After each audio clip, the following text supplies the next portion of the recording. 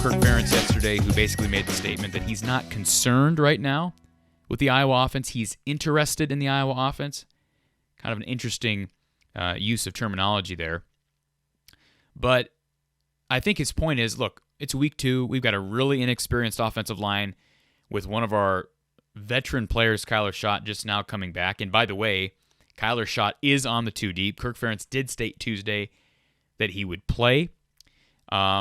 Didn't surprise us on Saturday morning, early in the morning. We were, of course, if you're following our live coverage over at the Voice of College Football, we were giving you live coverage from around Jack Trice Stadium throughout ESPN College Game Day festivities and, of course, tailgating festivities. That was a fun time. We hope you enjoyed it. And if you haven't watched that, you certainly can go back and do that through the Voice of College Football on YouTube. But we talked to Kyler Schott's girlfriend, who basically said at the time he's going to play next week. And that's tremendous news. If for some reason something happens, he's not able to play this week, look, he's got time. You've got Maryland here in, 2.5 weeks? I think that Kyler Schott coming back makes a huge difference, and they're going to need him come Big Ten season. And so, if he can play against Kent State, can play against Colorado State, that gives him some time to get his feet under him again. That would be tremendous. If Cody Entz can stay healthy, we talked to his girlfriend as well at that event. And then, of course, Tyler Linderbaum. Those 3 on the inside, I think, are rock solid. Then comes the question, who plays primarily on the outside? Do you filter, is Justin Britt ready to take on a rotational role on the outside? Probably not. It's probably going to be Connor Colby. Mason Richmond obviously has that left side anchor down, I think, right now. Jack Plum, Nick DeYoung. Maybe you just filter those 4 guys in and out. But I think Iowa needs stability, and I'm not trying to blame all of Iowa's offensive woes against this offensive line. But I go back to what Kirk Ferentz, his program is built on, at least on the offensive side of things, and that is running the football. We know Iowa has not ran the ball effectively year in and year out like, the national narrative would have you think. But Iowa needs the run to open up the pass. And I'm not saying that Spencer Petras has played well. I think he's played okay overall. I really do. I mean, he hasn't put up great numbers, but he also hasn't thrown any picks. If he can get a run game that's somewhat sustainable, you've got a great couple of running backs in Ivory Kelly-Martin and Tyler Goodson back there right now. They just need stability along that offensive line. Maybe Kyler Schott can provide a level of stability along that offensive line. Because, again, last year you look at Tyler Linderbaum, Kyler Schott, Cody Entz, those guys really played well on the interior. And, you just wonder, I haven't looked, and I'm not an offensive line guru. I can't really tell you, I can't really give a grade to Justin Britt, how he's played on the inside. But Kyler Schott's got to be an upgrade, just given his experience. Again, he proved himself last year and the year prior, really. So the offensive line getting healthy and maybe finding some stability will help. The good news is Iowa does not have a problem on the offensive line like they did in 2019? Or was that 2000? I believe that was 2019, right? The Paulson twins. They had issues. That offensive line had issues, and it started with the guard play for Iowa. They were just getting destroyed. I mean, Penn State, Michigan, and again, against some of the better pass rushes in the country. But that is not an issue. I think this issue that Iowa has right now with the offensive line is more experience and just repetition. So these next 2 weeks are huge. If you can get Connor Colby more comfortable, again, Jack Plum, who, we kind of look at him as one of the older guys. He really didn't play much until the second half of last season. Okay, Mason Richmond's a freshman. They can get these guys some experience. You have some stability now with your interior linemen and, of course, your center. That will really help because Iowa needs to run the ball better than they have been. Spencer Petras, still receiver selection is a concern. Don Patterson, of course, he joins us every Saturday after every game over at Iowa at the Voice of College Football on YouTube. He's talked about that with Spencer. That's still a concern. I watch Spencer again from my television screen at home, and I see Spencer not always going through his progressions when he probably should, forcing the ball into Sam Laporta a lot.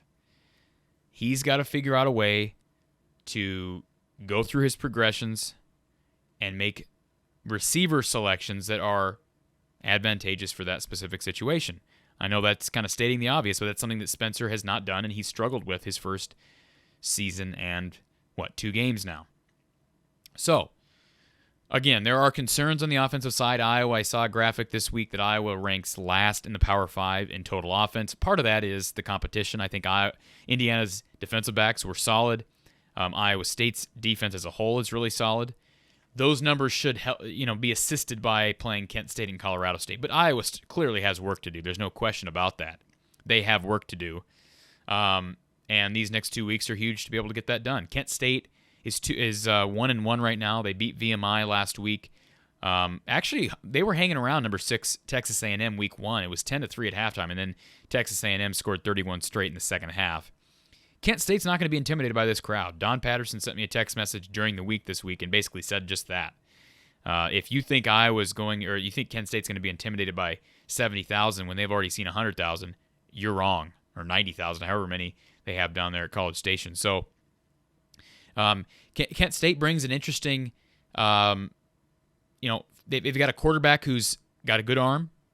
He's a guy who can scramble. He's your typical MAC guy. I think back to Iowa playing the second Gabbert brother. I believe it was, Miami, Ohio, a couple of years back. Kind of similar. Good arm, can scramble, but again, he's limited. And I think one thing for certain, if you look at Iowa's defense, they are taking advantage of every 50-50 ball that's thrown up right now, and that's huge, obviously. The one thing about Kent State that people are talking about is Kent State does lead the country right now in turnovers, in interceptions. I believe they have 8. Iowa has 6. That's insane. 8 interceptions, 3 against Texas A&M, 3 against Kent State. They've played, 3 against VMI. They've played multiple quarterbacks in each of their games, so that plays into it as well. But Petras is going to have to really use this week. I think Kent State's a team who will give you space downfield, but they're kind of a sellout defense at times from what I've seen. Again, I'm no defensive coordinator, but they seem to sort of be all or nothing defensively. Again, 8 interceptions, but they've also given up a lot of points. Gave up 41 to Texas A&M. This is an opportunity for Iowa to play smart, clean football, get a sizable lead, get some confidence for this offensive line, reps for the offensive line. That's the biggest thing. Get some confidence with Spencer Petras. And let's not forget, during that second quarter, I made the comment during the game and during our post game, that second quarter drive, Spencer Petras ending with the touchdown throw to Charlie Jones in the back of the end zone. That was a beautiful throw. That was an NFL quarterback throw. I'm not saying Spencer's an NFL quarterback, but that throw was an NFL quarterback's throw. And he looked comfortable. Something just seemed to click with Spencer. Now, third quarter, fourth quarter, we didn't necessarily see that confidence carrying over. Was that more because Iowa jumped out to a lead in the third quarter and Iowa kind of took its foot off the gas, so to speak? Maybe that plays into it. But overall, I thought Spencer played okay. Again, he did not throw a lot of picks. And he didn't throw any picks. He hasn't turned the ball over one time so far this year. So that is something to be proud of if you're Spencer Petras. All right, let's talk about Iowa's schedule moving forward. Again, you've got Kent State this week. You've got Colorado State the following week. You get at Maryland. If you watched my season predictions, I had Iowa after the Colorado State being 3-1 with a win over Indiana and wins over Kent State and Colorado State. I had them losing to Maryland. For some reason, as an Iowa prognosticator, if you want to call me that, I am not allowed to pick against Iowa any week because I get ripped for it. I've got Iowa losing to Maryland. I've still got Iowa losing to Maryland. I think that's a tricky game. Now, I could change my viewpoint. Maryland plays Illinois this Friday night, which will be an interesting barometer for them. Illinois has looked terrible these last 2 weeks, losing to Texas San Antonio, who is a good team this year, but you shouldn't be losing that game again. And also losing to Virginia, getting blown out to Virginia this week. So if Maryland blows out Illinois, that won't convince me any further that Maryland will beat Iowa, but it will solidify what I believe to be a good Maryland team. Okay? And again, I was wrong about the Iowa State game. I hope I'm wrong about the Maryland game. But the Big Ten schedule is workable, but don't get me wrong, this is a tough Big Ten schedule. It is. You get Wisconsin. Of course, you get Wisconsin on the road. You get Penn State at home. You get Maryland on the road again on a Friday night. They already got Indiana And of course Purdue right now, they haven't lost. I mean, we're assuming Purdue is kind of towards the bottom of the Big Ten West, but I mean, they did go out and beat Oregon State week 1. So I'm not sold on that. I think that's going to be a tough game. And I picked against Iowa in the Northwestern game. At this point, I'd probably change my pick. I think Iowa's a much better team right now from what we've seen from both teams. But this Big Ten schedule is workable. I hear people saying all the time now, oh, Iowa's a favorite in the West. Can they compete with Ohio State? Let's pump the brakes on that. Like, Ohio State lost 1 game to Oregon week 2. And yeah, I know they struggled against Minnesota for a while, but let's not forget 2015 when Ohio State lost week 1 to Virginia Tech and then ended up going all the way to the national championship. Iowa's in a position right now where if they can improve the offense to a point where it's a solid offense, it doesn't have to be great, but solid, this is a Big Ten West. I mean, I predicted before the season started, I thought Iowa would win the Big Ten West. And you can go back and look at the tape. I predicted Iowa would win the Big Ten West, and I do not predict that every year. But this is an opportunity for Iowa to take control of this Western Division for the first time since 2015. And wouldn't that be great? But a lot of work to do. This offensive line has to improve. I think the offensive line improves. Certainly helps the running backs, and I think really will help the wide receivers. Don Patterson has talked about it. Iowa's got to get the ball to Tyrone Tracy more. He's had very few touches so far. They've got to figure out a way to get him the football. Charlie Jones has looked good, but Tyrone Tracy is your number 1 wide receiver right now. And I'd even say the same thing about Nico Reganey. And I have to admit, I have seen times where Spencer Petras has just missed each of those guys. So, again, you can't put all the blame on Spencer, but the offensive line gets better. It will help everything else offensively, and Kirk Ferentz really talked about that this week during his weekly press conference. As far as the defense is concerned, can they keep up with the turnovers? Is this sustainable? I keep hearing people say that this week. This sort of turnover ratio is not sustainable. I don't believe it is. Although I will say that Iowa did turn the ball over twice against Indiana. I mean, they turned the ball over twice. They fumbled the ball away twice. They still won 34-6. I believe they lost both those fumbles. Let me check that.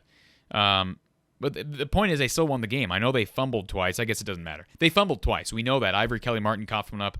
Tyler Goodson coughed one up. Ivory Kelly-Martin's got to be careful. He nearly fumbled this past game.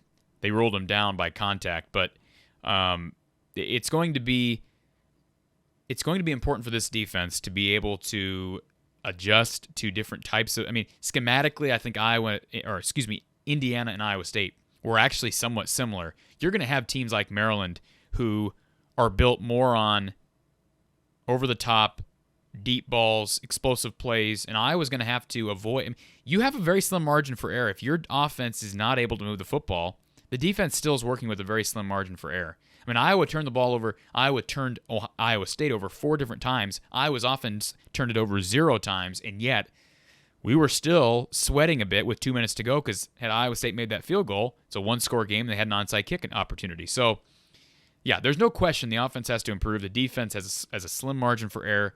Let's just hope these next 2 weeks go a long way in improvement for this Iowa defense.